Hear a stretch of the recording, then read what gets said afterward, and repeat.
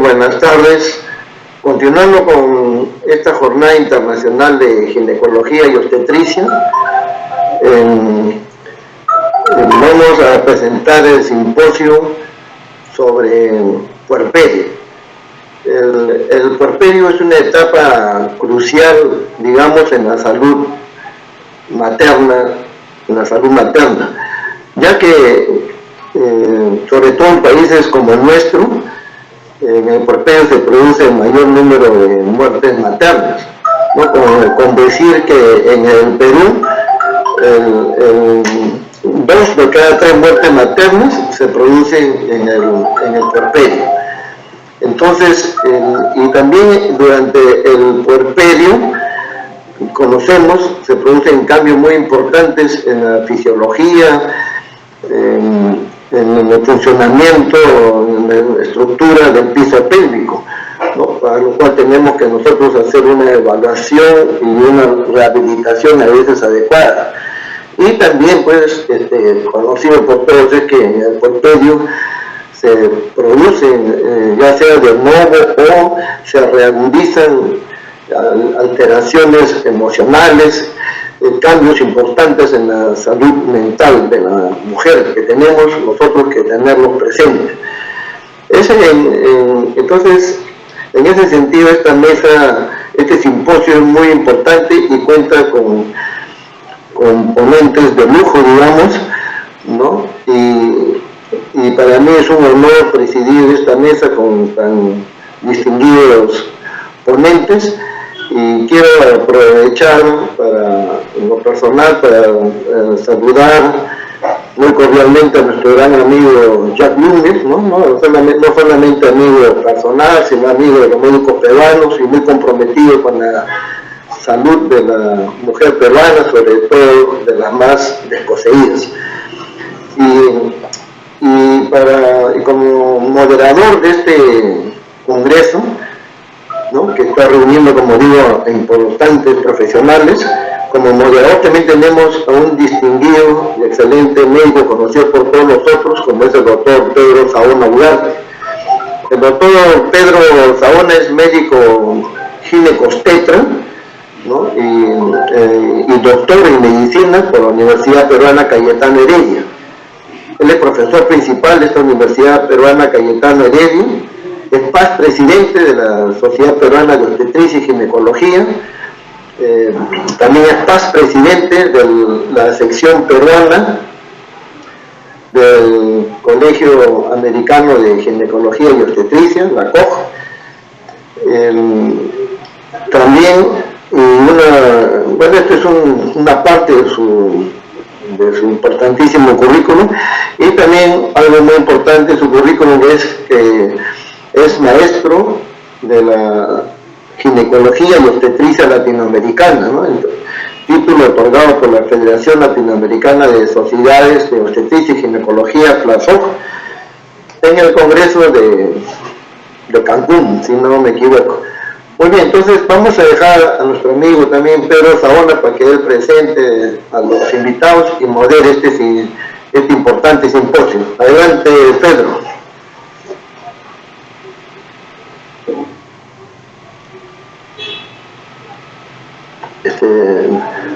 No se escucha, creo.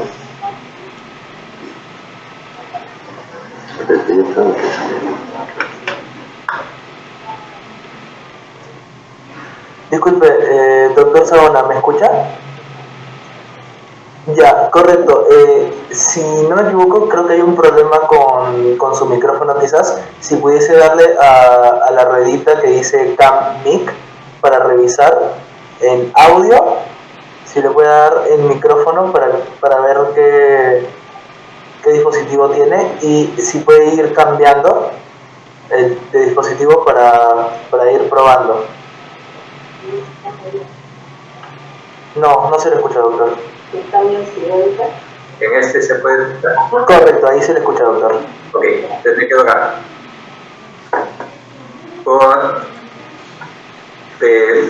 Muy buenas tardes. No sé si ahora se puede escuchar.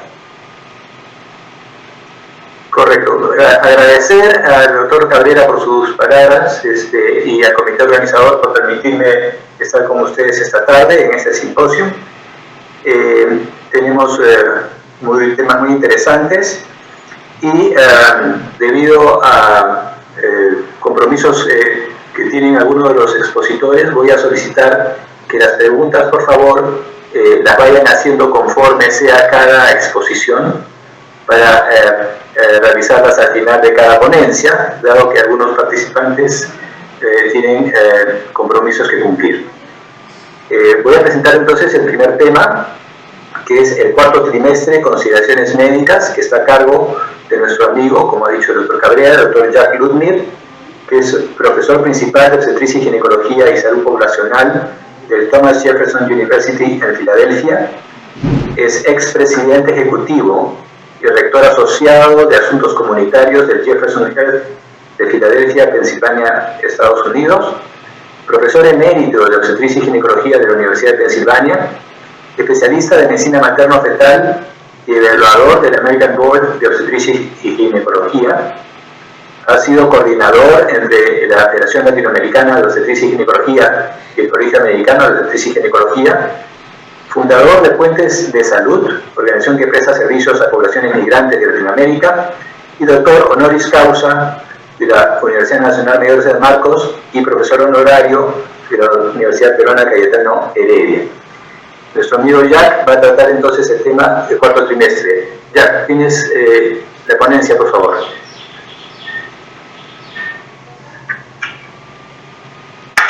Colegas de la Sociedad Peruana de Obstetricia y Ginecología, es nuevamente para mí un gran placer poderme dirigir a todos ustedes, desafortunadamente todavía en forma virtual.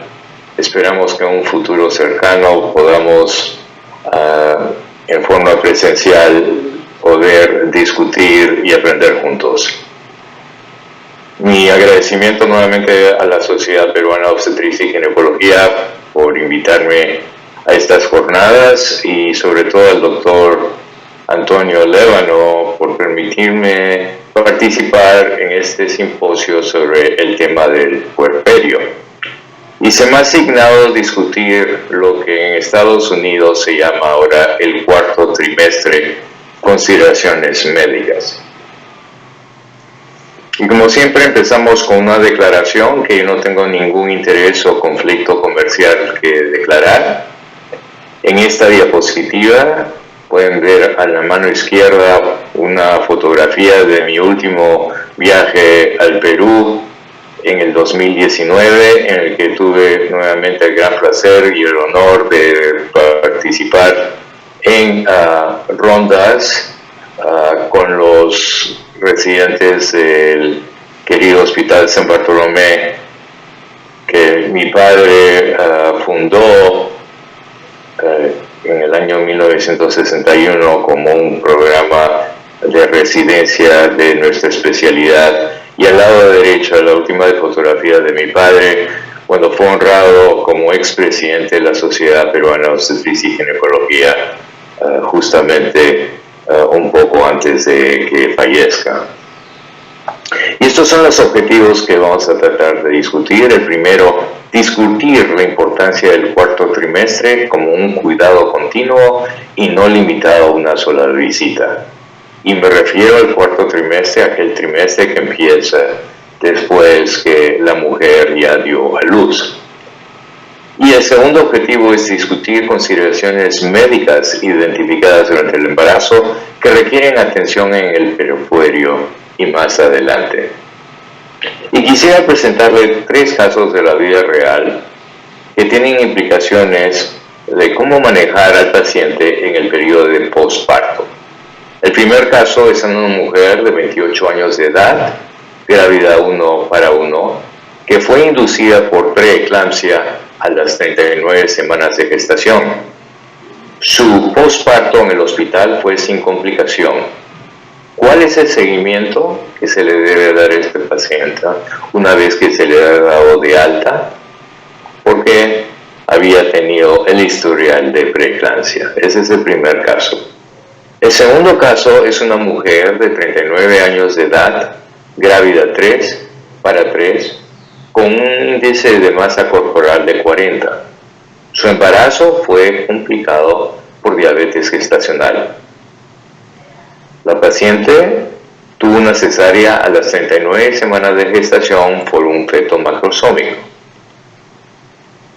Postparto, en el hospital, las glucosas de esta paciente fueron totalmente normales. Una vez que se le da de alta, ¿cuál debe ser el seguimiento de este paciente?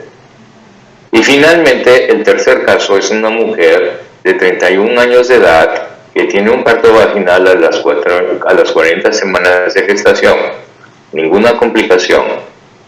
Al dar de alta, la paciente demuestra un tamizaje o screening positivo para depresión de postparto usando la escala de Edimburgo. ¿Cuál debería ser el seguimiento de esta mujer? El Colegio Americano de Obstetras y Ginecologías enfatizó hace 3 o 4 años la importancia del cuidado postparto, llamándolo el cuarto trimestre. Y dice lo siguiente: aunque se recomienda que todas las mujeres tengan una visita completa durante las primeras 6 semanas postparto, existe hasta un 40% de mujeres que no se presentan para su cita postparto. Con el fin de optimizar el cuidado postparto y para promover el cuidado de la mujer durante toda su vida, ACOG, en el que el Perú constituye una sección, sacó una nueva opinión de comité, en inglés el Committee Opinion, en el año 2018. Y para demostrarle que la cifra de 40% de mujeres que no se presentan para una cita postparto es verdad, esto es de nuestra propia experiencia en nuestro hospital, publicado por el doctor Mauricio La Rosa, que fue un residente nuestro que posteriormente se entrenó en medicina materno-fetal en Texas, en Galveston, y que actualmente está ejerciendo en el Perú. Y el doctor La Rosa demostró que pacientes de alto riesgo de nuestra clínica en el Hospital de Pensilvania en Filadelfia solo tuvieron un 60% de visitas postparto, comparado con un grupo de mujeres de nuestra clínica de mujeres hispanas indocumentadas que la tasa de visita postparto era mucho mayor, de un 82%.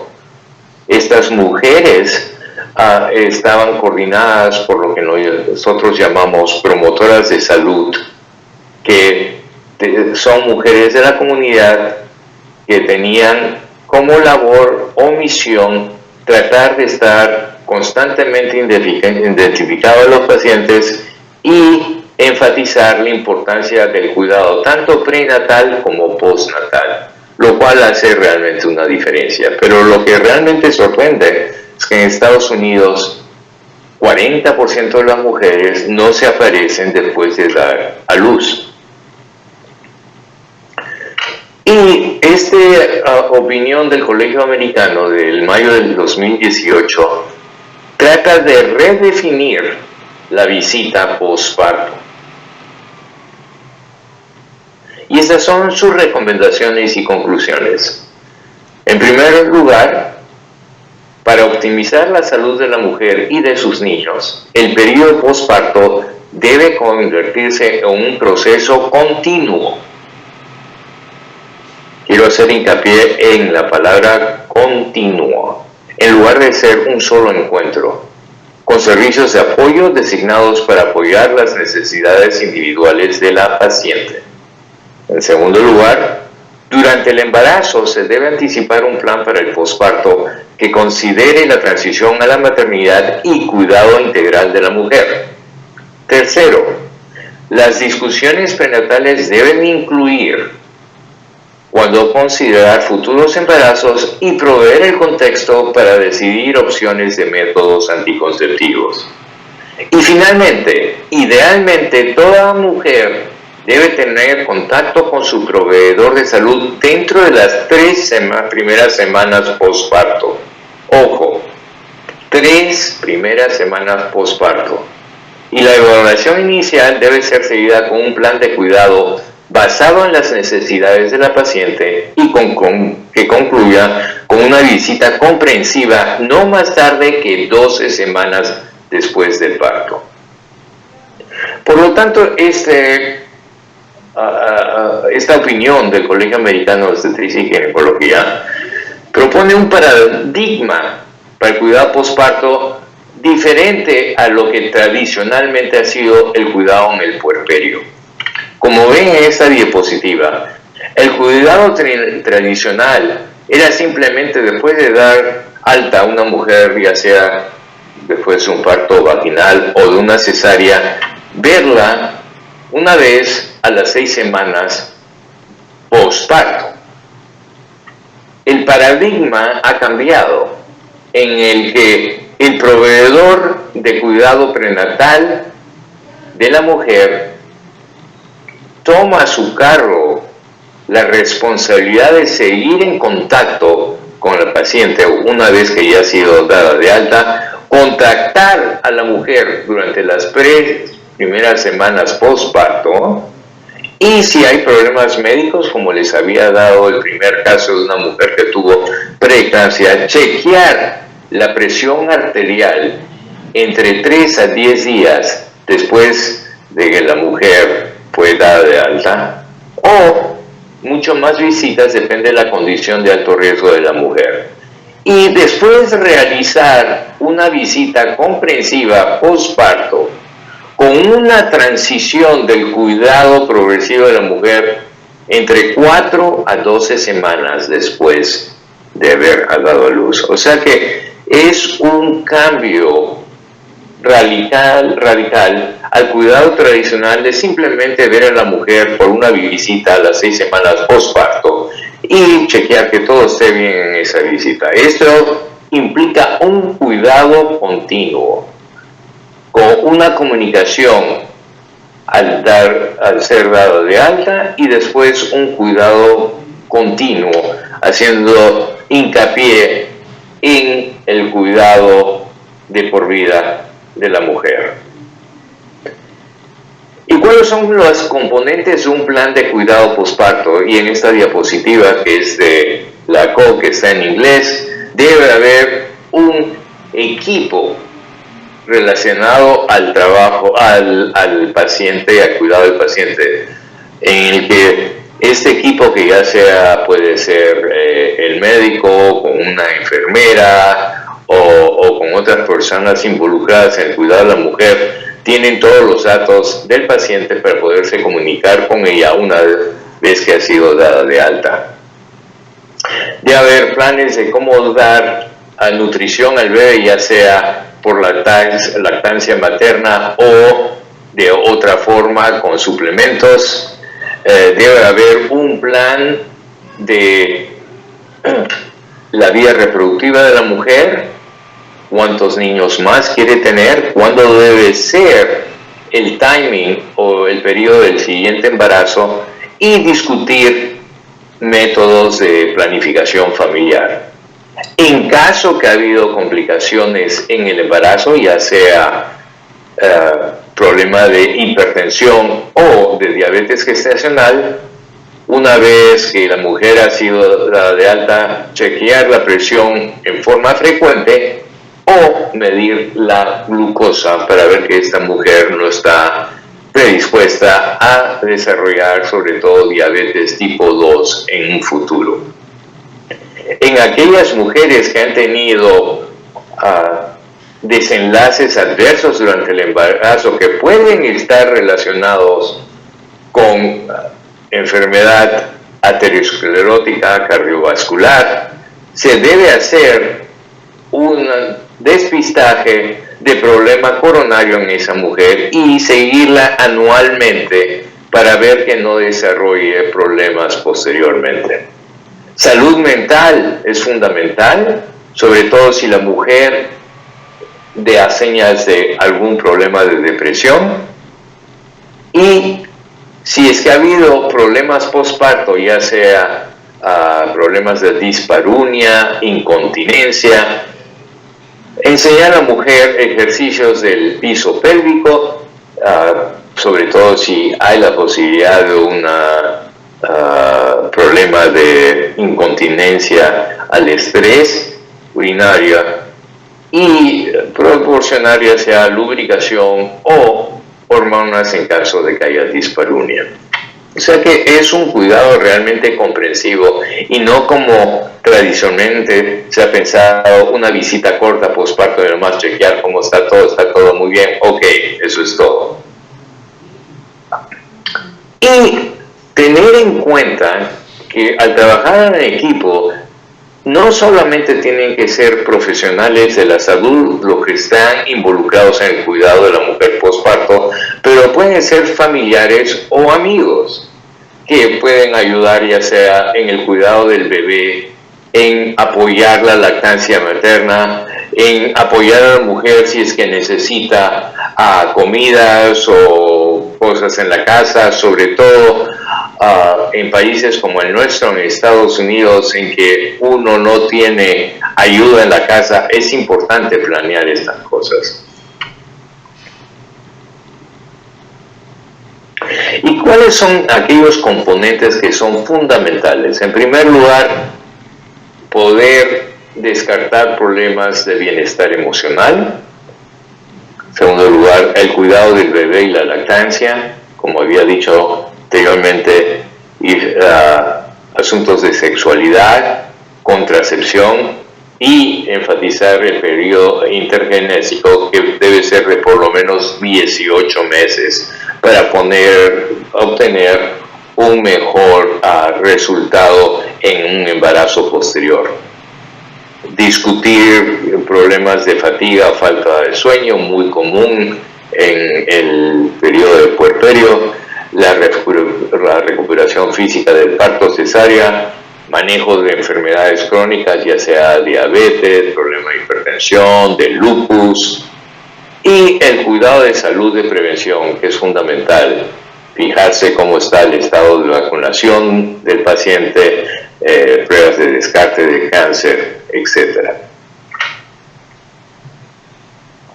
Y podríamos ahondar mucho más en cada uno de estos aspectos. Yo sé que uno de los ponentes en del puerperio va a hablar de problemas emocionales, pero es importante, sobre todo como obstetras y ginecólogos, tener un instrumento para poder descartar problemas de depresión postparto, sobre todo en el momento de dar alta al paciente.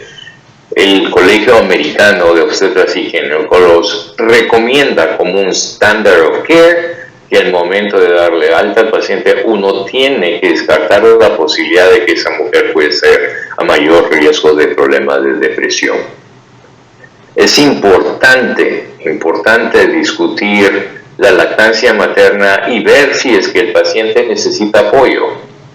Hay gente experta en cómo enseñar a mujeres a poder dar una lactancia, sobre todo cuando se encuentran problemas y la mujer se frustra. Discutir a fondo los problemas de sexualidad y disparunia, cuando se puede empezar nuevamente relaciones, y discutir planificación familiar y qué tipo de anticonceptivo es el mejor para esa mujer. Y de caso de haber habido problemas en el embarazo, ya sea de parto prematuro o de preeclampsia, discutir en el cuidado postparto cómo manejaría el embarazo posterior.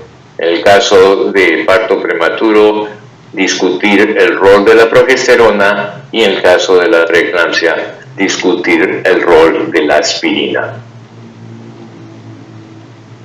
Entonces, nuevamente, a los tres casos que había mencionado. En primer lugar, en el caso de preeclampsia, lo que es importante una vez que la mujer fue dada de alta puede ser con una presión totalmente normal. Nuevamente, medir la presión arterial en los primeros 7 días después de dar a la mujer de alta, porque hay la posibilidad que la mujer desarrolle un cuadro de hipertensión y de preeclampsia con elementos de severidad hasta 2 o 3 semanas de posparto. Además, recordar que por el hecho que esta mujer ha tenido preeclampsia, tiene un riesgo posterior de poder tener un problema cardiovascular en el futuro, por lo cual se recomienda medir la presión arterial anualmente de este paciente. En el segundo caso de diabetes gestacional y de obesidad, era una mujer que tenía un índice de masa corporal de 40, hacerle una prueba de tolerancia a la glucosa a las 6 semanas postparto y hacerla anualmente, porque hay que recordar que esta paciente con diabetes gestacional tiene hasta un 50% de riesgo de desarrollar diabetes tipo 2 si uno la sigue por lo menos en 10 años.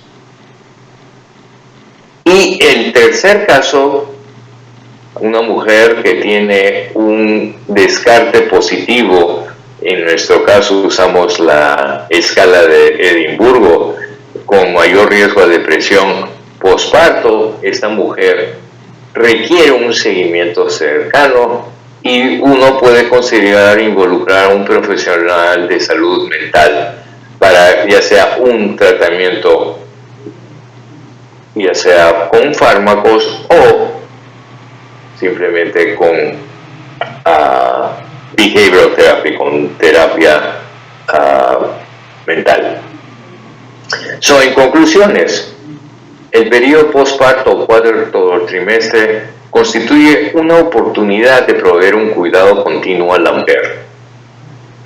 Las complicaciones del embarazo, como el problema hipertensivo o diabetes gestacional, ponen a la mujer a riesgo a problemas médicos en el futuro y requieren una vigilancia continua. El periodo postparto provee la oportunidad de optimizar tanto el cuidado de la madre como el del infante. Y finalmente, la visita única postparto, que en general no se le da mucha importancia, ha sido reemplazada por un paradigma distinto que requiere una atención constante para el bienestar materno-infantil.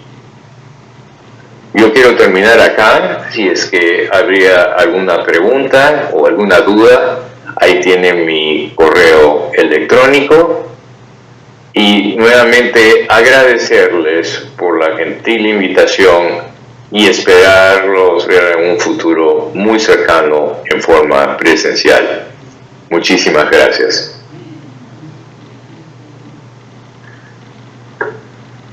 Muchas gracias, Jack, por tu muy interesante y actualizada revisión.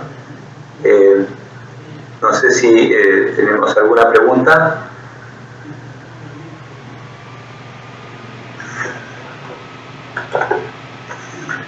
Jack, ¿estás en línea?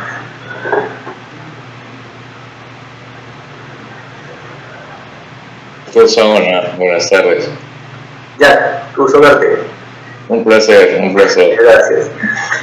Jack, parece muy interesante esta nueva propuesta del Colegio Americano de tener un seguimiento más cercano de las pacientes que han dado a luz y considerar no solamente lo que ahora se usa mucho, el plan de parto, sino el plan de control en el posparto y verlo eso durante el embarazo. ¿Esto se está haciendo actualmente en forma regular? Bueno, como lo demostré, estas recomendaciones son relativamente nuevas de los últimos 2 o 3 años y realmente se están tratando de implementar, pero todavía hay muchos problemas. Y esto ha generado un montón de discusión, sobre todo en nuestro medio, en lo que se refiere a disparidad en los sistemas de salud. Por ejemplo, la población afroamericana con mucho mayor riesgos no ha tenido realmente un control. Estamos hablando ahora postparto, y lo había dicho el doctor Cabrera, que muchas de las muertes maternas ocurren en el postparto. Y no solamente en los primeros días mientras está en el hospital, sino posteriormente. Entonces, en el tema de disparidad en salud, vemos que, por ejemplo, las mujeres afroamericanas tienen 3 a 4 veces mayor riesgo de morir, no solo en el puerperio inmediato, sino por los siguientes 6-7 semanas hasta el primer año. Y una de las cosas que es muy clara es que no hay un seguimiento y una confianza entre el sistema de salud y el paciente, y se ha descuidado muchísimo. Por ejemplo, en la mujer hipertensa, hipertensión sigue siendo una de las principales razones de la muerte postparto.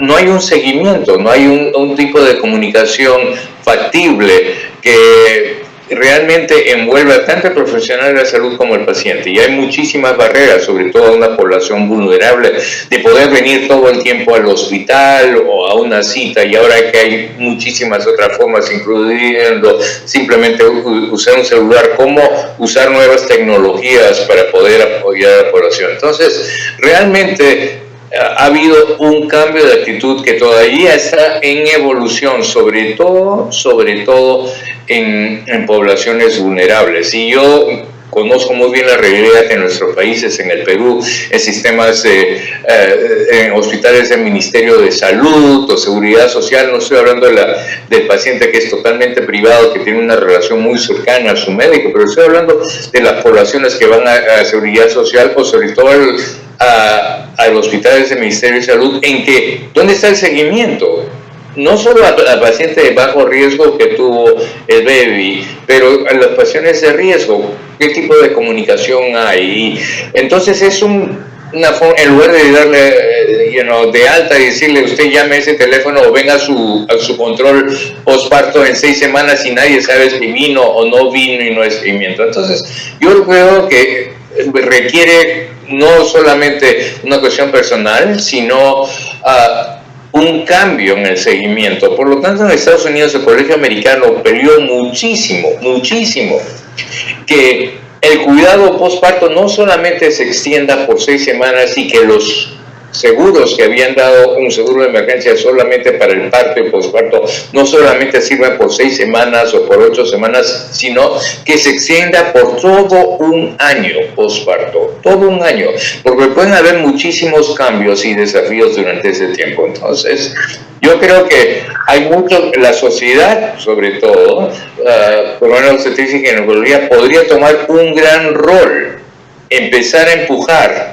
estos conceptos, y como y tú has sido past chair de la sección peruana de LACOG, son sección, y yo creo que esos son conceptos que no son muy conocidos por la mayoría de los obstetras y ginecólogos, y creo que son muy importantes, porque pueden desenlazarse desafortunadamente en la tragedia más grande, que es una muerte materna. Entonces el seguimiento en forma de equipo es fundamental, y yo creo que la sociedad debía empezar a pensar en ciertos lineamientos en que se pueda implementar el Sistema Nacional de Salud. Mi comentario. Muchas gracias, Jack. Realmente muy valioso este comentario, y eventualmente creo que has tocado 2 puntos que están relacionados a algunas preguntas del público. Uno es que fomentar la posibilidad de un seguimiento ahora a través de videollamadas o de seguimientos a distancia, que ya, por ejemplo, el Instituto Materno Perinatal lo implementa para el control perinatal, y lo mismo podría hacerse en el control perinatal. Y el otro concepto que has mencionado es que esto no se termina a las 6 semanas, y una pregunta del público va: ¿cuándo es que la mujer está totalmente recuperada? Y yo creo que el mensaje que estás dando, que el control tiene que ser por todo un año después del parto, debe ser mantenido. No sé si tienes algún otro comentario, ya. No, yo creo que totalmente correcto. Y solamente un comentario. Me da gusto que los sistemas de telemedicina y virtuales ahora se están implementando en el Perú, pero a mí siempre me preocupa si estos realmente están guiados a las poblaciones más vulnerables. Y ese quiero que sea mi mensaje. Sobre todo porque la población que tiene acceso al celular, al WhatsApp, y puede tener comunicación, great, todo esto de telemedicina ha sido muy bien, pero sobre todo con la pandemia hemos aprendido muchísimo. Y una de las cosas que hemos aprendido acá, dando cuidado, todo era telemedicina, porque todo el mundo con miedo por el COVID. Pero la población vulnerable que sufre de hambruna, no tiene dónde vivir, tiene que estar expuestas en las calles, hacer lo que sea para poder sobrevivir. Hasta el celular, la línea de celular, ¿quién la paga? O el wifi, el acceso al internet, ¿quién lo apaga? Lo tenemos todo el tiempo, no todo el tiempo. Entonces, mi misión siempre ha sido en pensar en esta población que no tiene acceso hasta las nuevas tecnologías. Y yo he estado peleando sobre todo en Estados Unidos y en mi ciudad, que está todo muy bien, que es el futuro, que funciona muy bien. Estamos de acuerdo, y la literatura está saliendo muchísimo, que los pacientes tienen satisfacción de poder tener relación, aunque sea en forma virtual, como lo estamos haciendo en este momento.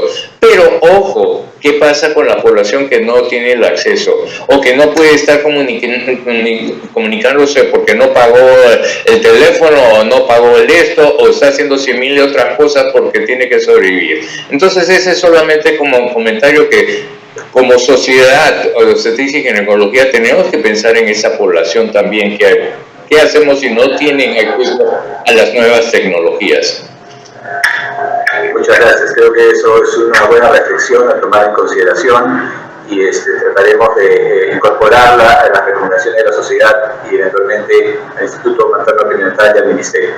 Gracias, Jack, por tu tiempo y te dejamos para que puedas continuar con tus actividades. Muy amable. Muchas gracias y mucha suerte. Gracias.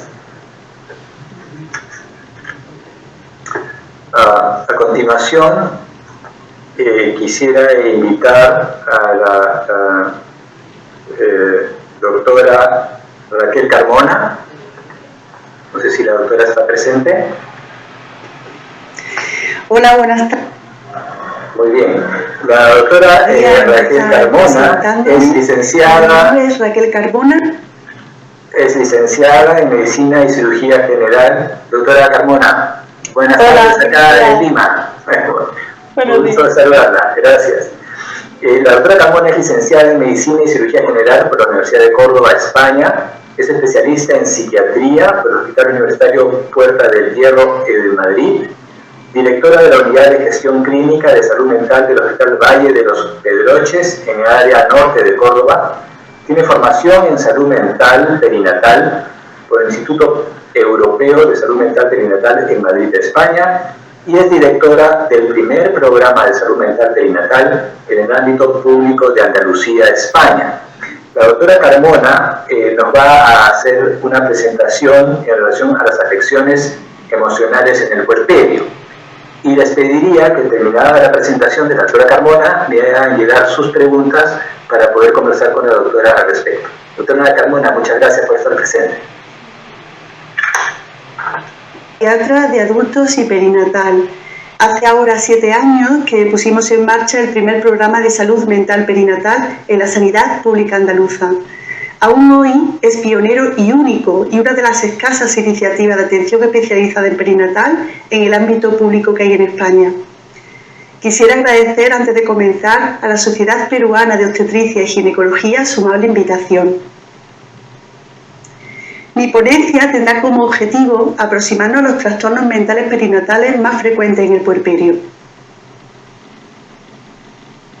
La etapa perinatal es una época de enorme vulnerabilidad para el inicio o recurrencia de un trastorno mental. La maternidad no es un factor protector para la salud psíquica de la mujer. Los trastornos mentales perinatales son referidos a los que acontecen durante el embarazo y hasta un año después del parto. Este concepto abarca tanto las enfermedades específicas del posparto como la depresión posparto y la psicosis puerperal, como otros trastornos psiquiátricos que puedan ocurrir en esta etapa. El periodo gestacional y el puerperio se constituyen como factores estresantes que pueden desencadenar o empeorar trastornos mentales previos. Alrededor del 25% de las mujeres embarazadas van a tener un problema de salud mental durante el embarazo y en el año posterior al parto. Para el 5% de estas mujeres va a ser un problema grave de salud mental. Hablamos de depresión severa, ansiedad y en algunos casos psicosis puerperal, que está fuertemente asociada con el suicidio materno.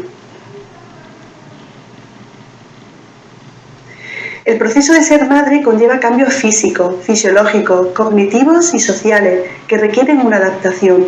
La psicopatología que se observa se ha considerado durante años inherente al embarazo y por tanto ni ha sido diagnosticada, ni validada, ni tratada. Las principales preocupaciones que las mujeres gestantes nos van a comunicar se van a centrar en la salud del bebé que aún no ha nacido, en el cuidado del recién nacido, el cambio de rol de vida tras el nacimiento del bebé y el miedo al parto. Estas serían algunas de ellas, lógicamente. Además, el nivel de estrés aumentará si la madre sufre alguna enfermedad gestacional o el bebé tiene riesgo de malformaciones congénitas. El posparto o puerperio es definido como el periodo que transcurre desde que la mujer da a luz a su hijo hasta que su organismo vuelve a su estado anterior de recuperación física. El posparto es un periodo de riesgo elevado para la recurrencia de episodios psiquiátricos, sobre todo los 3 primeros meses después de haber dado a luz. Los trastornos mentales perinatales se asocian a complicaciones en la evolución del embarazo, en los resultados obstétricos neonatales, en el vínculo de la diada y en el neurodesarrollo del bebé.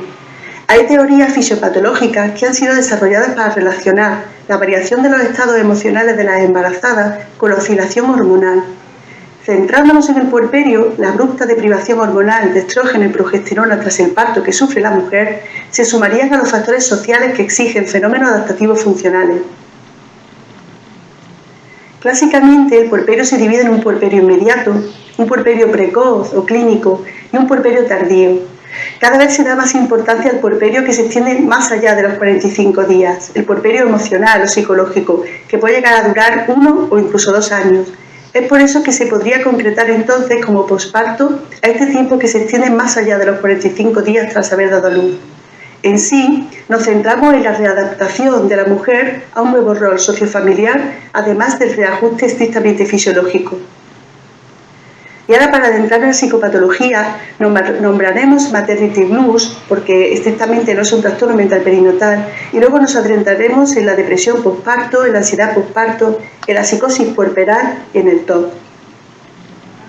El maternity blues, también llamado postpartum blues, disforia posparto o días azules, es un estado transitorio no incapacitante.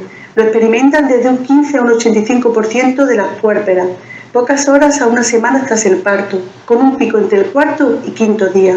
La clínica más frecuente es el llanto sin razón aparente, fatiga, irritabilidad, tristeza y pérdida de apetito.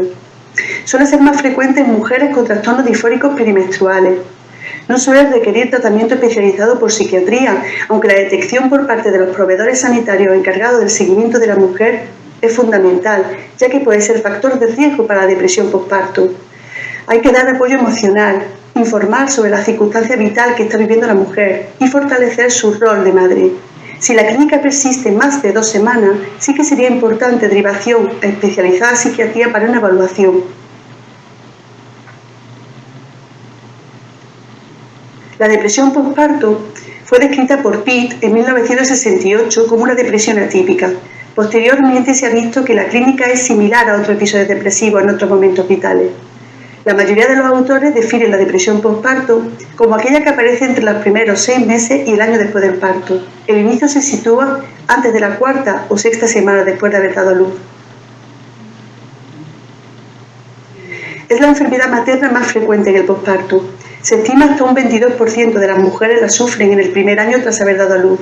Solo un 30 o un 50% de las mujeres que sufren depresión antenatal o en el posparto van a ser diagnosticadas y un número menor, un 14 o un 16%, recibirán algún tratamiento para sus síntomas. La tasa de recurrencia en partos posteriores es hasta del 70%. La depresión posparto es considerado el factor de riesgo más importante para el suicidio materno y el infanticidio. Las consecuencias específicas de la depresión posparto se pueden resumir en consecuencias negativas sobre la salud de la descendencia, sobre el vínculo y en una mayor mortalidad materna. La madre deprimida puede mostrar dificultad en la interacción con su bebé, indiferencia e incluso rechazo, que aumenta el riesgo de desarrollar problemas en el vínculo y posteriormente psicopatología en el hijo. Sin tratamiento, la depresión posparto se puede llegar a cronificar hasta en un 50% y sin tratamiento también puede llegar a provocar una lactancia fallida. Sobre todo si la depresión posparto es grave o se cronifica, va a tener un impacto negativo en el desarrollo cognitivo, emocional y conductual de los hijos. Y también en la lactancia. Las madres con depresión postparto van a sufrir una lactancia con experiencias negativas. Experiencias adversas con la lactancia precoz también favorecen la depresión. Y el destete es un factor de riesgo en sí mismo para la depresión. La lactancia favorece, sin embargo, la interacción madre-bebé cuando la madre sufre una depresión postparto. Las causas las clasificamos en factores biológicos, psicológicos y sociales. Entre los factores biológicos estaría la genética, antecedentes familiares y personales de depresión, una edad materna joven, depresión en el embarazo, complicaciones del embarazo como una enfermedad materna, por ejemplo la hiperemesis gravídica, y la deprivación del sueño en el parto. Como factores psicológicos contaría los rasgos de la personalidad y las expectativas mal elaboradas. Y los factores sociales, por ejemplo la falta de apoyo familiar, la inmigración, falta de pareja. Los síntomas de un episodio depresivo mayor son en general la pérdida de interés o placer, trastornos de sueño y de alimentación, irritabilidad, clínica ansiosa. Sin embargo, hay unos síntomas que son más característicos de la depresión postparto, que serían el distanciamiento social y familiar, sentimiento de culpabilidad y sentirse mala madre, miedo a hacer daño al bebé o ideación sobre hacerlo. La presencia de ideación autolítica puede estar infradetectada debido a la ocultación de síntomas por parte de las madres, debido al estigma que conlleva, y temor a que los servicios sociales actúen para proteger al bebé. Se ha observado más agitación psicomotora y más indecisión y falta de concentración que en las mujeres que padecen depresión en otras etapas.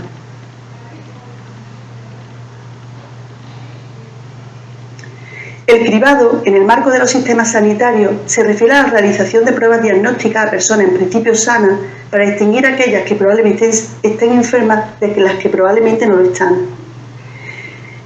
Existen 3 guías de práctica clínica que resumen la evidencia disponible sobre detección de los trastornos mentales perinatales. Estas guías recomiendan explorar factores psicosociales de riesgo, pero sin embargo no hay consenso sobre si el cribado debe realizarse como parte de la rutina de cuidado de la gestante. En la siguiente diapositiva estarán representadas las diferentes guías y los artículos donde se encuentran precisamente esas recomendaciones.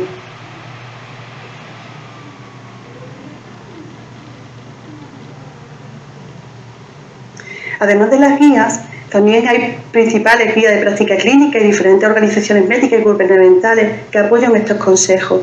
Todas ellas señalan la importancia del cribado universal siempre que se asegure por parte del sistema sanitario la confirmación del diagnóstico, el tratamiento y el seguimiento posterior.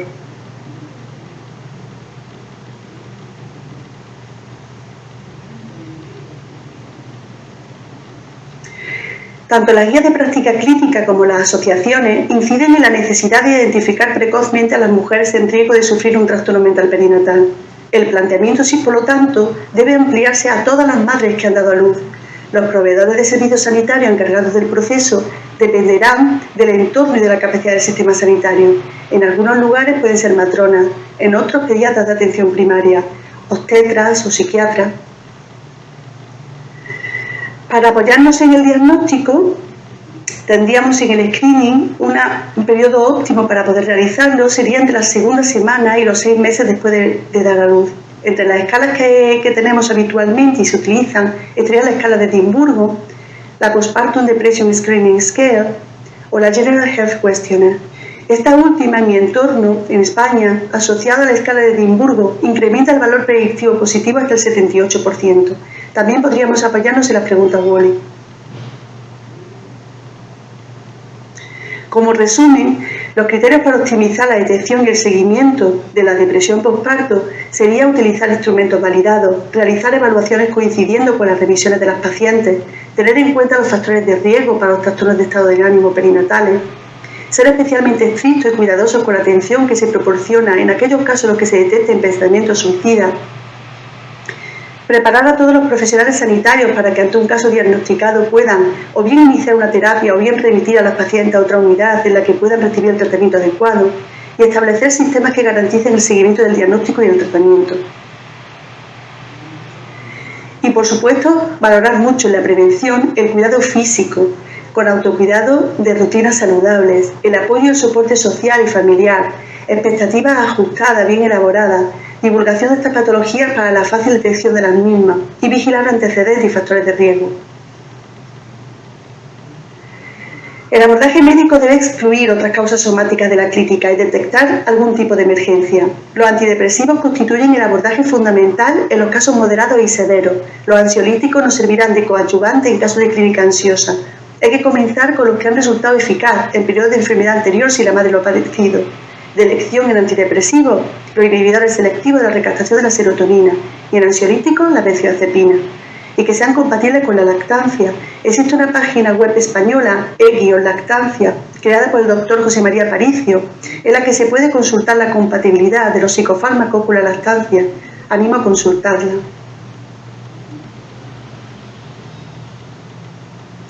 Y también la psicoterapia, que tiene evidencia en casos leves y moderados, sobre todo la interpersonal y la cognitivo-conductual. Hay que abordar este tema con explicaciones sencillas y accesibles en las que se incluya a la pareja. Debemos tratar teniendo en cuenta al bebé y a los obstáculos que puedan surgir por las circunstancias de la maternidad. Y no perder de vista el estigma e identificarlo como un posible obstáculo al diagnóstico y al tratamiento. Y ahora, para nombrar algunas moléculas más novedosas, está la brexanolona, que es un modulador de receptores GABA, aprobado por la FDA en 2019 como tratamiento específico para la depresión postparto. Se administra por vía intravenosa durante 60 horas en régimen de hospitalización por efectos adversos recogidos de excesiva sedación y pérdida brusca de conciencia. En estudios recientes demuestra eficacia en las primeras 24-48 horas, mientras que los antidepresivos habituales, como saben ustedes, tardan entre 2 y 4 semanas. Y la zuranolona es un neuroesteroide análogo de la alopregnanolona y potente modulador alostérico positivo del receptor GABA. La principal diferencia entre la brexanolona y la zuranolona es que esta última se administra de manera oral, igual que los antidepresivos convencionales. Los resultados de la fase 3 del ensayo clínico publicado en el JAMA en junio de este año muestran que la zuranolona mejoró los síntomas centrales de la depresión postparto después de solo 3 días. Estaría indicada en mujeres con una depresión postparto severa y se observa la mejoría de los síntomas depresivos a los 3 días de tratamiento y que se mantiene a los 15. En tras de la ansiedad, los trastornos de ansiedad en el posparto son frecuentes y pueden acompañarse de clínica depresiva. No tiene clara identificación en las clasificaciones oficiales, lo que hace aún más patente la no visibilización de este conjunto de síntomas. Aunque para facilitar el abordaje me he centrado en diferenciar sobre todo el trastorno de ansiedad generalizada y el TOC, es frecuente que una mujer sufra trastorno de ansiedad generalizada, de pánico y tendencia obsesivo-compulsiva y síntomas de depresión mayor en un mismo episodio. Los trastornos de ansiedad pueden causar sufrimiento a la mujer, a su pareja y al entorno familiar en general. Además, interfieren en el disfrute de la relación con el bebé. La ansiedad generalizada en el posparto consiste en malestar y angustia en la mujer presenta casi todo el tiempo. Es lo que se llama ansiedad flotante. En el periodo perinatal se caracteriza por vivenciar preocupaciones excesivas por el bebé, así como miedos no realistas y poco concretados a que vaya a pasarle algo malo. Se acompaña de dudas sobre la labor de madre y el malestar físico. En el posparto, varios estudios encontraron una frecuencia de este trastorno entre un 4 y un 8%, lo que indica que el riesgo de sufrir ansiedad es mayor en este periodo y mayor que en la población general. Son frecuentes las fobias de impulso, que son pensamientos de aparición brusca y que tienen por contenido hacer daño al bebé, ahogarle, hacerle daño con algún objeto, tirarlo por la ventana. Estos pensamientos, como se pueden imaginar, se viven como un elevado sentimiento de culpa. El diagnóstico diferencial lo realizaríamos con la depresión postparto y la psicosis puerperal. Para apoyarnos para el diagnóstico utilizaríamos escalas que identifiquen el trastorno de ansiedad generalizada sin especificación, como el inventario de ansiedad de Beck o el cuestionario STAI. Para el tratamiento tendríamos la psicoterapia y psicofármacos. Los antidepresivos de elección serían los ISRS y los ansiolíticos benzodiazepina. La psicosis puerperal constituye el trastorno perinatal más grave y se define como la aparición de un episodio psicótico en las primeras 2 a 4 semanas después de haber dado a luz. Se da entre un 1 y un 2 por 1000 nacimientos. El primer mes tras dar a luz es una etapa muy vulnerable para la psicosis puerperal. Brockington describe un inicio tardío, 3 meses después de dar a luz, con posible relación con el destete. Constituye una verdadera urgencia en psiquiatría que requiere en muchos casos de hospitalización y el riesgo de suicidio e infanticidio es elevado. Se da sobre todo en mujeres jóvenes primerizas.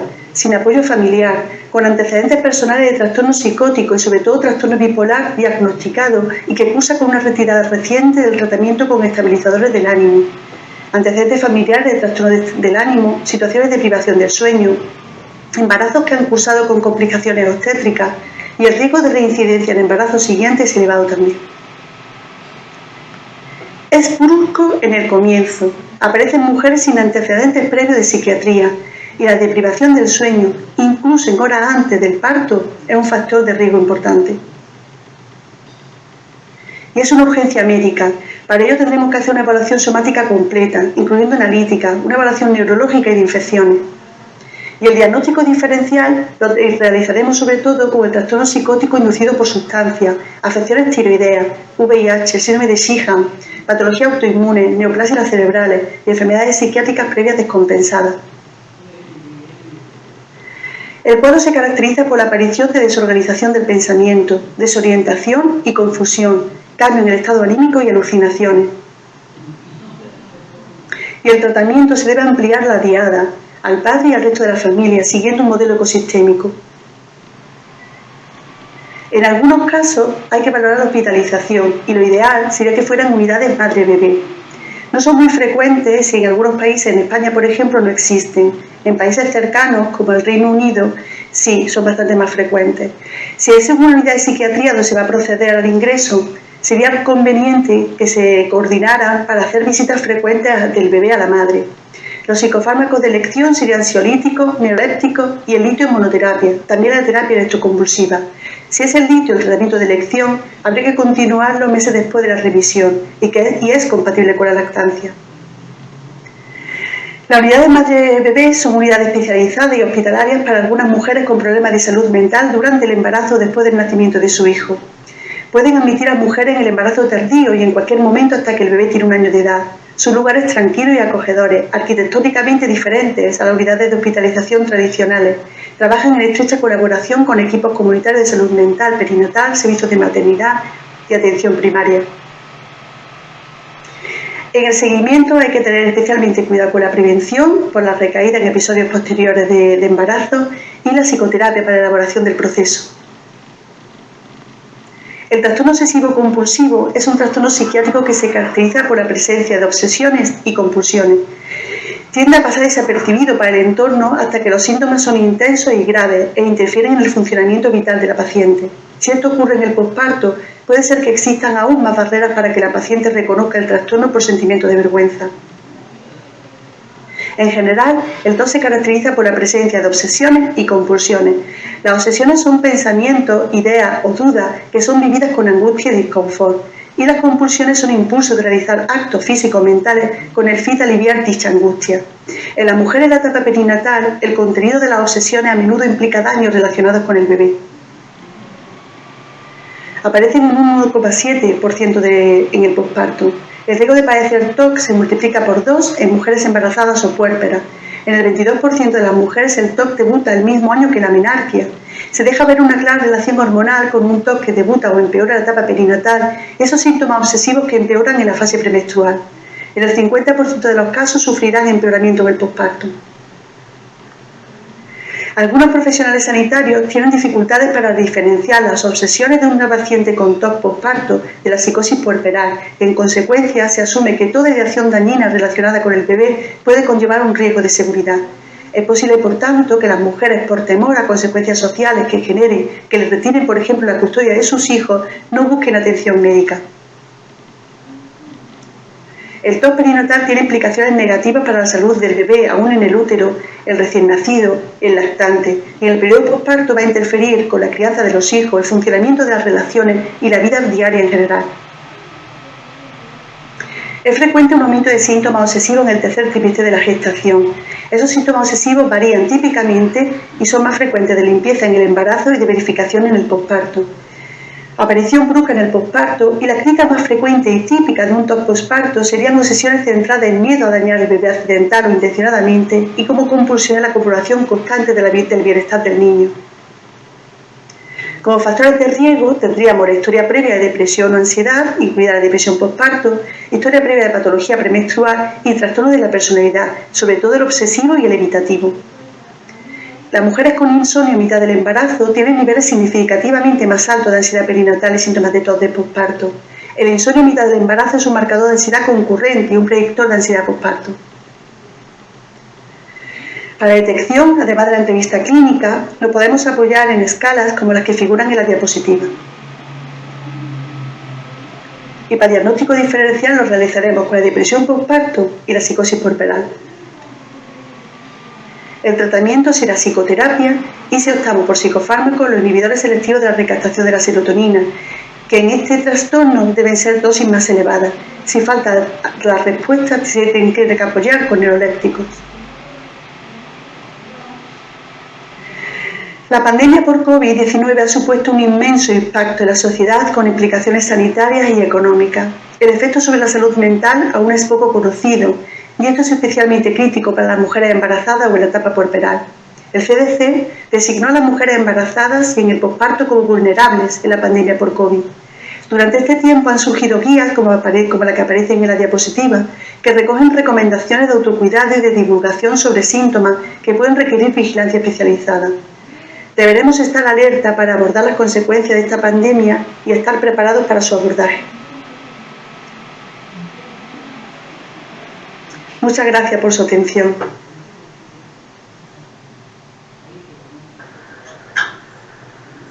Doctora Carmona, muchas gracias por su interesante y muy actualizada revisión de un tema tan importante como es la salud mental, muchas veces descuidada por todos nosotros. Había una pregunta que usted ha respondido sobre el impacto de la COVID en las mujeres. Nos ha mostrado un poco lo que dicen las guías, pero en su experiencia, ¿cómo ha vivido usted el manejo de estas gestantes y puérperas durante este periodo? Pues la verdad es que ha sido algo sorprendente, que efectivamente nos pilló a todos pues sin armas y sin herramientas para poder seguir tratando de manera adecuada a estas mujeres. Además, de manera peculiar, se nos echaba el tiempo encima, porque efectivamente son mujeres que cada mes que pasaba estaban en un probablemente trimestre diferente de gestación, ¿no? Y con unas circunstancias completamente diferentes que había que tratar y que había que abordar, ¿no? Entonces es verdad que ha habido que tirar de la telemedicina, que ha habido que hacer otro tipo de peculiaridades para poder llegar a ellas, pero lo más relevante quizás para la pregunta de cómo ha podido impactarlas, ¿no? Sí que es curioso que las medidas biosanitarias de precaución para evitar contagios por el COVID, con ellas especialmente fueron demasiado incisivas, es decir, se prohibieron las visitas en el hospital, por ejemplo, a mujeres que podían ser acompañadas por su pareja a las exploraciones rutinarias, ¿no? Que es un ejemplo, ¿no? Que a ciertas mujeres no les suponía ningún problema ir solas a una exploración ginecológica básica, ¿no? Una ecografía para ver su estado del bebé. Pero había algunas mujeres que habían pasado por alguna pérdida neonatal, ¿no? Y a veces por 2 y por 3 pérdidas neonatales, ¿no? Y estaban en proceso de duelo perinatal. A esas mujeres en concreto, a las que en alguna ocasión la pérdida del bebé se había producido en una exploración rutinaria por falta de latido, ¿no? De esa información que a veces se ven ustedes en esa difícil situación de tener que informar a esa madre, pues se veían sin acompañante, ¿no? Sin su pareja que pudiera estar con ellas presente. Entonces lo han vivido con mucho miedo. La exploración rutinaria se ha vivido con miedo. Se ha vivido con una situación también difícil el momento del parto, ¿no? Y estaban teniendo que dar a luz con una mascarilla puesta quizás y también sin acompañamiento, ¿no? Y las primeras horas después del parto también sin acompañamiento. Todavía no sabemos qué impacto ha podido tener en la mujer todo esto. Tendrá que verse, tendremos que estar alerta, tendrán que estar ustedes alerta como obstetras y ginecólogos, tendremos que estar nosotros también alerta como psiquiatras, y para poder abordar si todo esto ha desencadenado en un trastorno de estrés postraumático, posparto, por ejemplo, u otro tipo de aumento de incidencia en los trastornos mentales perinatales. Estaremos allí. Muchas gracias. Una cosa tan importante que usted nos hace reflexionar es la frecuencia de estos problemas, cómo a veces no estamos conscientes y cómo debemos tamizar este tipo de patología que podría ser inclusive como consecuencia de una muerte materna posteriormente. Y otra dificultad es el acceso a profesionales de salud mental. En nuestro país la cantidad de psiquiatras creo que no es suficiente para la cantidad de problemas que tenemos. No sé cómo hacen ustedes en España. Bueno, en España hacemos también lo que podemos, es decir, pero es verdad que mi impresión es que hay muchas mujeres infradiagnosticadas y mujeres que desconocen absolutamente que tienen derecho a una evaluación profesional sobre el trastorno que están padeciendo en ese momento de su vida y mucha desinformación también, que yo creo que como base podríamos empezar a divulgar, que en las propias exploraciones que las mujeres van teniendo de manera rutinaria, con médicos de atención primaria, con matronas, en la propia educación maternal. Todo este tipo de trastornos mentales perinatales se tienen que visibilizar para que tanto las mujeres como las parejas o los familiares de las mujeres puedan saber que existen, de manera de poder estar alerta, ¿no? Que surja cualquier situación de estas características o cualquier clínica aguda y sepan que lo que está ocurriendo tiene una manera de poder abordarse, ¿no? Pero efectivamente existe un infradiagnóstico claramente. Doctora Carmona, muchísimas gracias por todas sus apreciaciones. Lamentamos no tener más tiempo para seguir conversando de un tema tan importante. Le agradecemos su presencia en la jornada. Muchísimas gracias. Muchísimas gracias. Buenas tardes. Ahora quiero presentar la siguiente ponente. Es la licenciada Francisca Robinson. Ella viene de Chile, trabaja mucho tiempo en nuestro Perú, es una buena amiga. Ella es licenciada en terapia física por la Universidad de Chile, diplomada en rehabilitación peliperineal de la Universidad de Chile, diplomada en fisioterapia. Francisca, ¿cómo está? Diplomada en fisioterapia del embarazo y posparto de la Universidad del Desarrollo y en fisiología del ejercicio de la Universidad de Chile, miembro de la IUGA y de la Asociación Peruana de Uroginecología y Disfunciones del Piso Pélvico, donde es muy activa, y es directora y fundadora de Fisiopélvica. La licenciada Robinson, ¿cómo está? Nos va a hablar sobre evaluación y rehabilitación del suelo pélvico posparto, algo que en nuestro medio que está muy descuidado y creo que nos vas a poder ayudar a tomarlo en consideración. Gracias, Francisca. Muchas gracias. Adelante.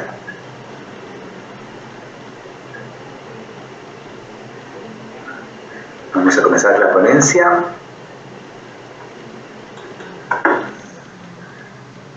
Gracias. Todos, ¿cómo están? Espero que estén muy bien en sus casas.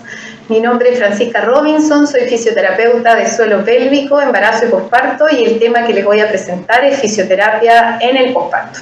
Agradezco desde ya con una inmensa devoción y admiración al comité científico que me invitó y espero estar a la altura de todos los grandes expositores que hoy día nos acompañan.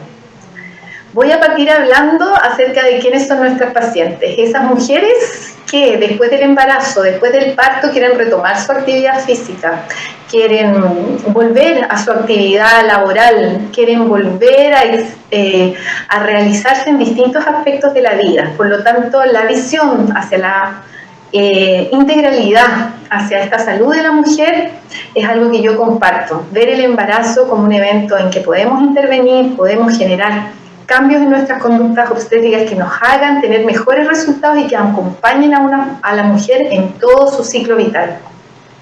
Cuando nosotros hablamos de disfunciones del piso pélvico, hablamos de una condición, de condiciones como es la incontinencia de orina, el prolapso, la incontinencia fecal, en que afectan a una importante proporción de la población mundial.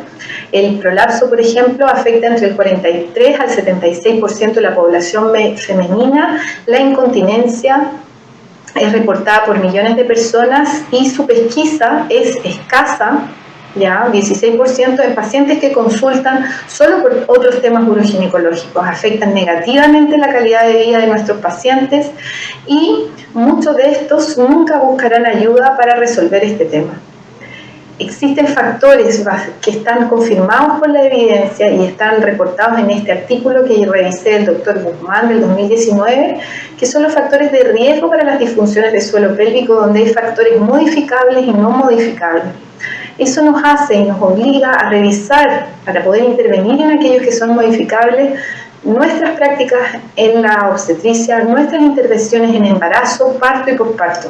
Existen factores de riesgo para las disfunciones como son los factores genéticos, el sobrepeso y obesidad con el aumento de la presión intraabdominal, los estilos de vida en que trabaja nuestra paciente, el estreñimiento crónico, el deporte, las pacientes que realizan un deporte o son atletas, el hábito tabáquico con la tos crónica, en fin, envejecimiento y menopausia, cirugía ginecológica previa, tan poco conocido y que podemos ayudar tanto con una intervención precoz del fisioterapeuta como es en la histerectomía radical o en la radioterapia, la diabetes y lo que hoy día nos convoca que es el trauma obstétrico. En el trauma obstétrico de piso pélvico cada vez más hay estudios acerca de lo que es la abulsión del elevador. 10 al 30% de las mujeres durante el parto va a desprenderse este haz del tubo rectal del cuerpo y del borde del pubis. La abulsión del elevador es por sí sola un agente etiológico de prolapso de órganos pélvicos, ¿ya? En algunas veces puede ser pesquisado en el parto y otras veces se hace con la clínica y se confirma con la ultrasonografía transperineal. Existen otras condiciones no tan macroscópicas como es el abombamiento del hiato urogenital o el ballooning, cada vez más descrito y ayudado también por el ultrasonido transperineal, en que hay una distensión, una sobredistensión de este hiato, en cual es mucho más frecuente incluso que la abulsión. Está asociado directamente con los prolapsos de órganos pélvicos y otro factor de riesgo es el uso de forceps para las lesiones del elevador del ano y del esfínter anal. Entonces, ¿cómo intervenimos nosotros como fisioterapeutas en el embarazo, en el posparto, sin manejar sin mirar estos factores de riesgo? Nosotros vamos a obtener muchos mejores resultados de nuestra intervención en el posparto si partimos precoz en el embarazo. Y es así como existen algunas intervenciones que yo quise resaltar en esta charla para derivar precozmente a un fisioterapeuta. Tan normalizado el dolor lumbopélvico y la incontinencia de orina, en condiciones que se piensa que vienen con el embarazo, y no es así. Ideal que nuestras pacientes lleguen al parto sin dolor y para moverse libremente y sin incontinencia de orina, para asegurar un periodo de protección en el posparto con esta misma condición. Prescripción del ejercicio del embarazo y el masaje perineal antenatal. Este dolor lumbar y pélvico tan normalizado es muy prevalente en las embarazadas. La intervención precoz en programa con la intervención de un fisioterapeuta tiene efecto positivo. Es un predictor del dolor lumbopélvico en el posparto, por eso lo intervenimos, porque en algunas condiciones llega a ser altamente incapacitante y se asocia a depresión posparto. El ejercicio, la promoción de un estilo de vida activa con todos los beneficios ya conocidos y publicados y vueltos a publicar con sus recomendaciones. Un estilo de vida activo que mejora la calidad del embarazo, mejora el posparto, los outcomes del mismo parto, en fin. Promoción e indicación de las sugerencias de deporte, sugerencias de indicaciones de formas de entrenar, qué hacer, qué no hacer en nuestras embarazadas. Y para anticipar la diapo que viene, esta consigna que me encanta, en que no es normal, me dice pila de la risa. Tan normalizado en el conocimiento colectivo, entender que eso es una incontinencia de orina de esfuerzo, o todas sus condiciones, sus distintos subtipos, intervenir para que nuestras embarazadas sepan que no es normal y sepan que la intervención de un fisioterapeuta tiene una alta evidencia en conseguir resultados que se mantengan en el posparto. Aquí, por ejemplo, algunos números: 50%, entre 30 y 50% de las embarazadas van a perder orina. Ahí están destacados los distintos subtipos. La prevención, que se hace importante porque es un predictor, menos incontinencia de orina en el posparto si partimos el trabajo pronto en el embarazo, y el entrenamiento muscular antenatal disminuye el riesgo de incontinencia de orina en el posparto. Nuestro eje de intervención, ya lo vamos a ver más adelante, es el entrenamiento muscular de piso pélvico. El masaje perineal antenatal, en esta revisión ya confirmada, del 2020 del CAJIM, el masaje perineal disminuye la incidencia de episiotomía y desgarros, menor incidencia de desgarros de tercer o cuarto grado que puedan comprometer el esfínter anal. Se enseña a la paciente, puede ella autoadministrarlo o hacerlo con su pareja. No sirve si se debuta con este masaje en el día del parto. Tiene que haber una preparación, un mejoramiento en la elasticidad progresiva de los tejidos antes del parto. Acá no nombré todo lo que podemos hacer durante el parto con las acciones que van a hacer como equipo, que podamos proteger ese suelo pélvico. De nada sirve entrenar a una paciente en masaje perineal si no va a haber una conducta de equipo de protección del suelo pélvico o de visión de indemnidad pélvica idealmente. En el posparto, aquí están todos los profesionales en esta foto, la madre lista a partir a la casa, y aquí algunas de las condiciones en que nosotros como fisioterapeutas vamos a influir. El trauma obstétrico, que ya lo revisé un poco antes, el dolor perineal, la cicatriz de la cesárea, la incontinencia de orina, la incontinencia fecal, el dolor lumbopélvico, y paso a nombrar la coxigodinia, este dolor posparto específicamente de sacrohipoxis, y el retorno a las actividades deportivas y o recreativas. Cuando nuestras pacientes acceden a una fisioterapia de suelo pélvico, lo primero que van a hacer es ser evaluadas, ¿ya? En esta instancia nosotros vamos a hacer una entrevista con nuestras pacientes que tiene una parte de reporte, si es en el preparto, si es antes del parto, de lo que ella desea de su parto, y si es en el posparto, de cómo fue su experiencia propiamente tal.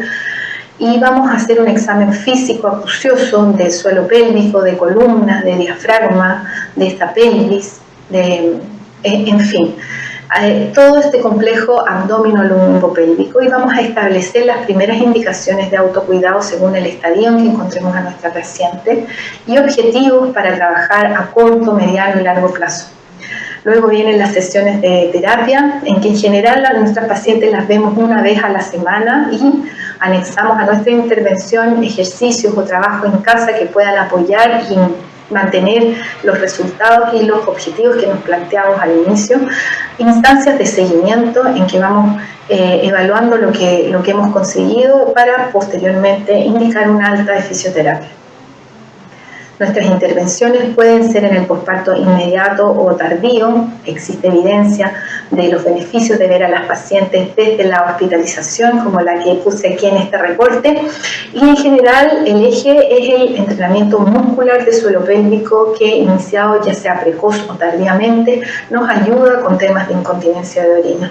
No solo el entrenamiento muscular es importante, también el tratamiento conductual, hábitos posturales para mantener en el posparto, posturas de lactancia, cómo moverse, cómo sentarse, autocuidado en hábitos asociados a salud pélvica, como es miccional, defecatorio, en fin.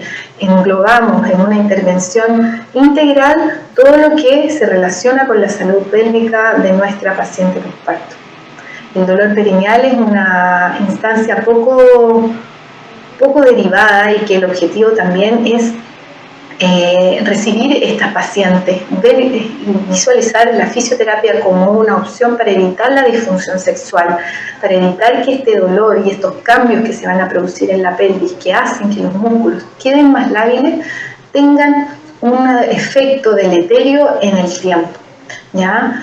Es así como la reducción de fuerza de estos músculos propia de los cambios fisiológicos del embarazo va a facilitar la aparición de estas lesiones de incontinencia de orina, de desgarros perianales y de dispareunia, que es dolor durante las relaciones sexuales.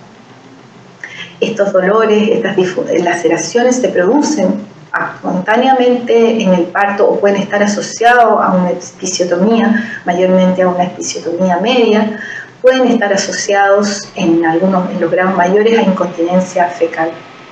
En la fisioterapia nosotros vamos primero a disminuir el dolor y mejorar esos tejidos a través de nuestras técnicas manuales, y una vez logrado eso vamos a integrar esa musculatura, esa área, a la sinergia comprometida motoramente. Recordar siempre que un músculo que duele no trabaja de manera adecuada, y esa disfunción se arrastra en el tiempo, incluso entre partos.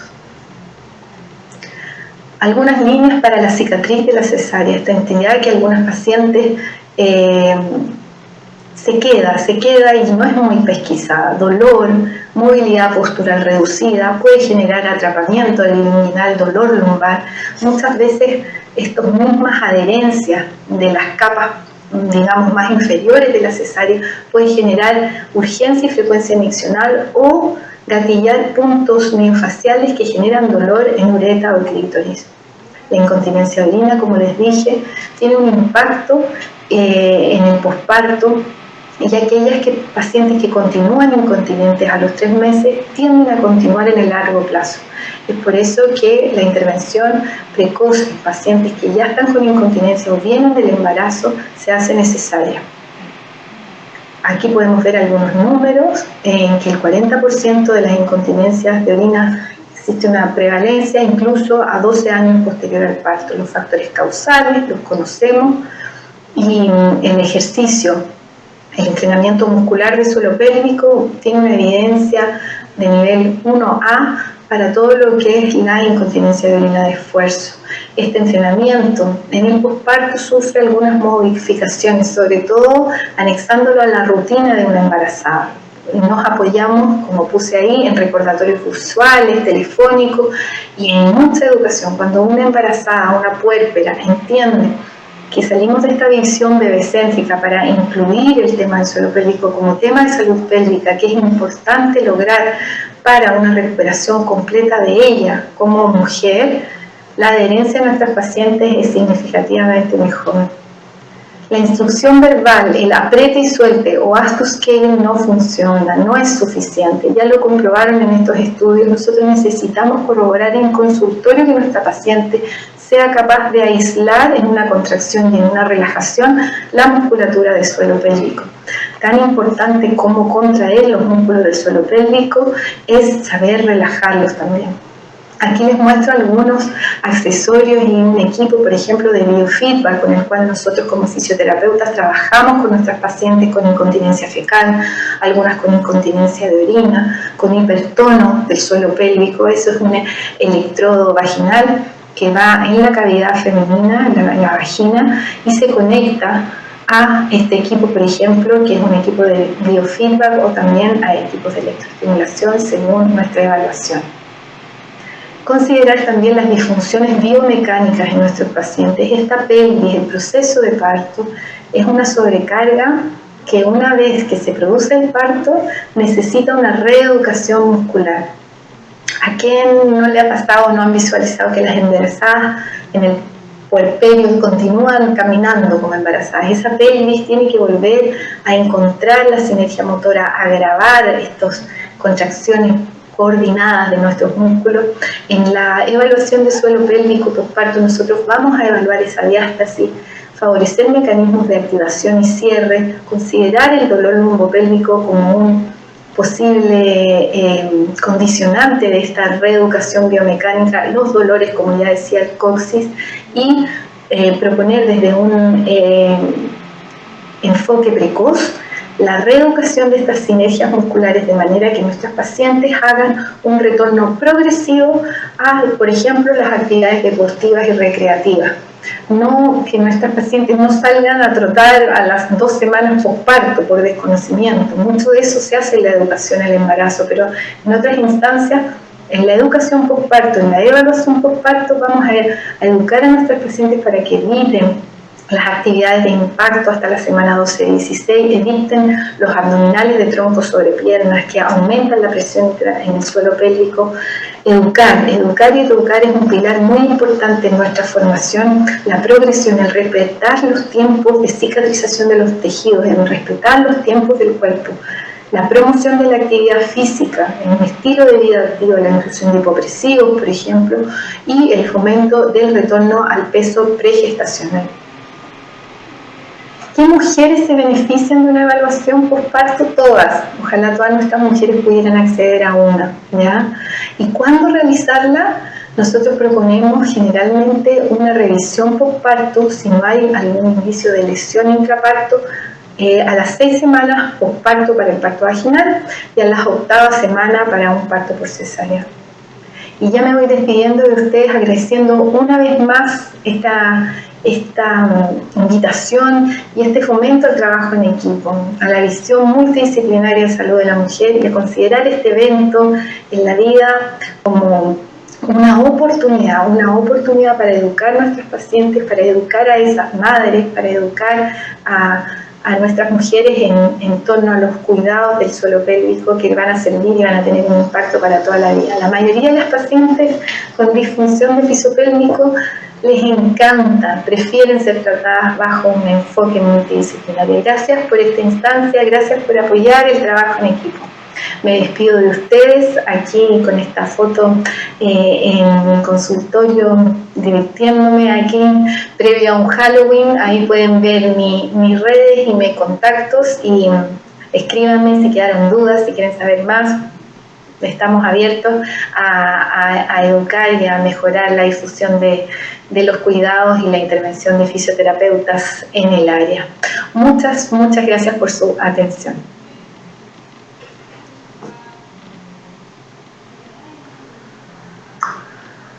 Muchas gracias, Francisca, por traernos esta información tan importante, y creo que la diapositiva final releva la importancia del trabajo multidisciplinario. Y en ese sentido quiero hacerte una sola pregunta, porque no tenemos mucho tiempo, pero ¿cómo es el trabajo con las otras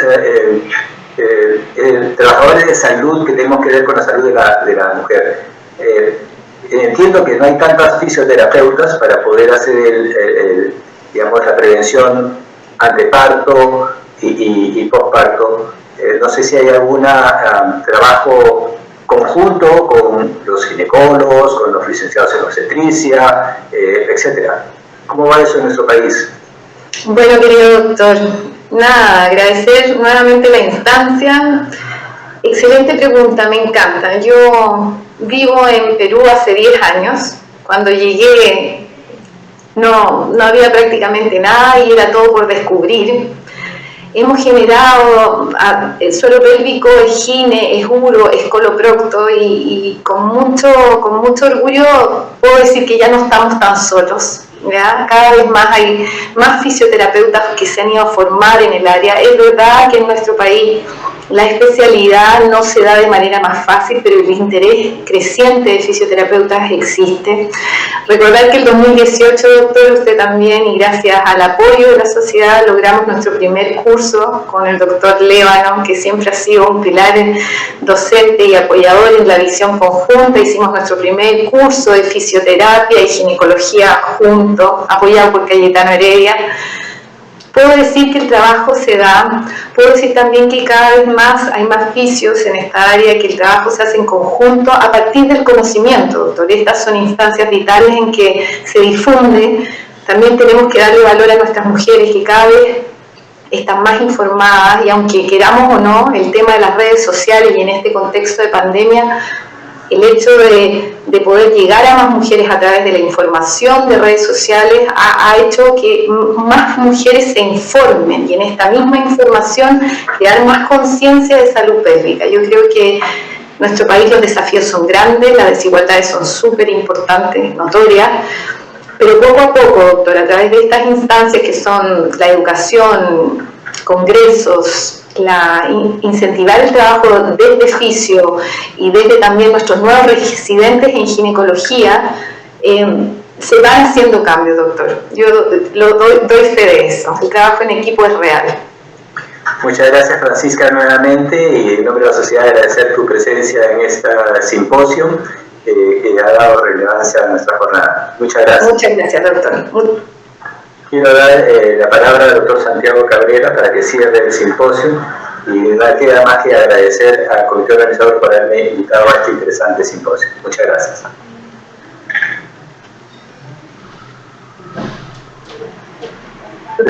Muy bien, bueno, yo creo que debemos felicitarnos por haber escuchado tan importante simposio.